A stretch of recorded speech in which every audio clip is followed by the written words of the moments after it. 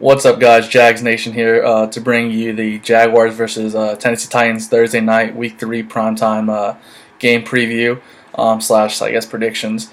Before I get into that, I want to go ahead and discuss the Jalen Ramsey situation. As most of you already probably seen, that Jalen Ramsey requested to be traded from the Jacksonville Jaguars after the loss on Sunday to the Houston Texans.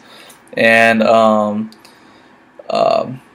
know from reports that the Jaguars are currently asking for 2 first-round draft picks, possibly more for Ramsey, and that there are some teams that have contacted the Jaguars to offer up a first-round pick and a player, or a first-round pick and a later pick. So I haven't heard anything about 2 first-round picks, any team offering that yet, but we will see.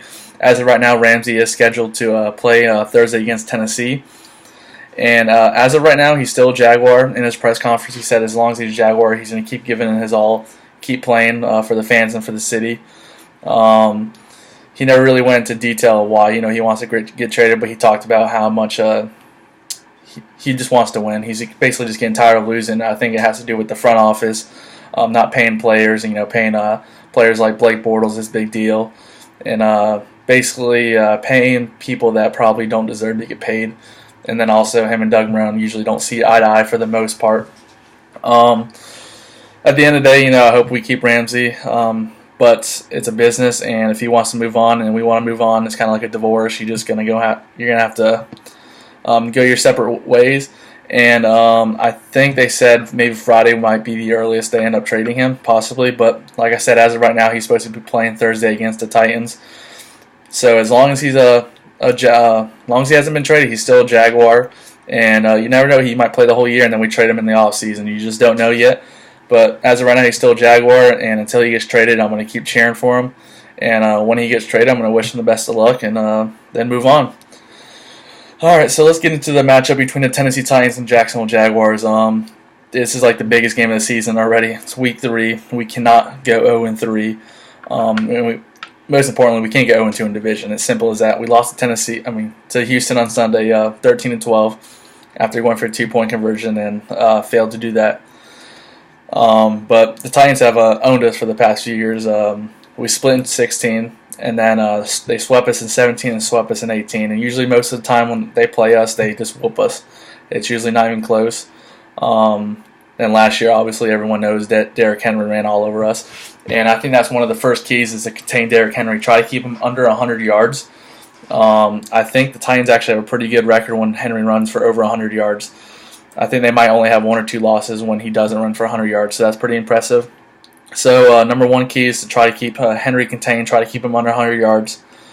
I'm not really worried about the receivers. I think Corey Davis, he's decent.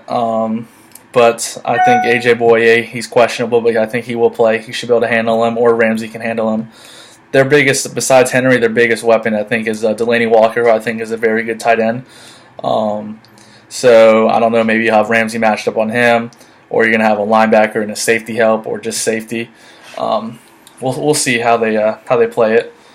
But other than that, I think then you just need to get pressure to Marcus Mariota because Taylor Lewan's still suspended. He was suspended the first 4 games, so he still has 1 more suspension going.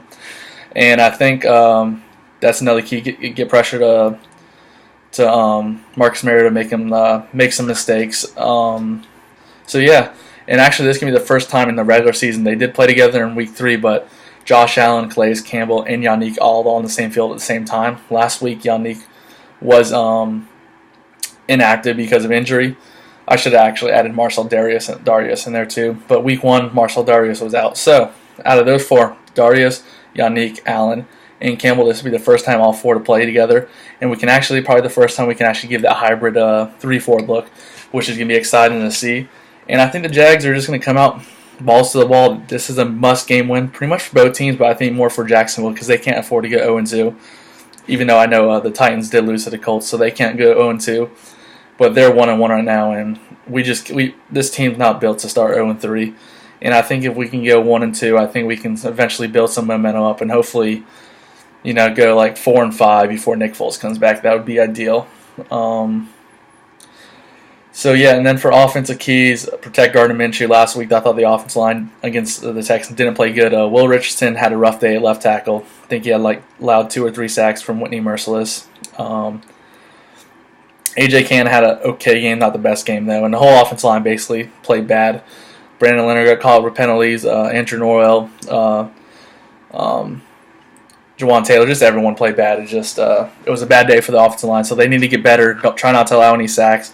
Give Gardner Minshew some time, and then also Gardner Minshew needs to not hold the ball so long. The other one is take deep shots. It seems like they started letting Gardner air it out in the fourth quarter, and that's when he started playing better. Connecting to DJ Chark. He had a nice 20-yard pass to D.D. Westbrook, and then Chris Conley had another good game. So you need to get those guys involved, and I think Marquise Lee should play too, but he's probably going to be the fourth guy, I assume. I would also like to see them get the tight ends involved more. So I really don't think you need to worry about. I mean, they do have Cameron Wake on the Titans and Harold Landry and some other players, Jarrell Casey, but you don't have anyone like Whitney Merciless or J.J. Watt that you need to worry about in double team. So I think you can focus on using tight ends in the passing game more, and then use Leonard Fournette in the passing game more. And speaking of Leonard Fournette, I'm getting tired of these 1 yard straight up the middle runs on first down. If you're going to run on first down, maybe let him run it outside. That's where he's best at, in open space. He's such a big guy, you'd think he'd be able to run people over, but that's not the case. But yeah, I'd like to see him run to the outside more, maybe do some play action on first pass, take some deep shots. Just let Gardner air it out, unload the playbook on him and just let him do what he wants, take those deep shots, and hopefully he connects them to Chark or Conley or whoever. And I think that's basically it. My 2 predictions, just like all my other preview videos, I kind of do predictions of offense and defense, kind of like a bold prediction.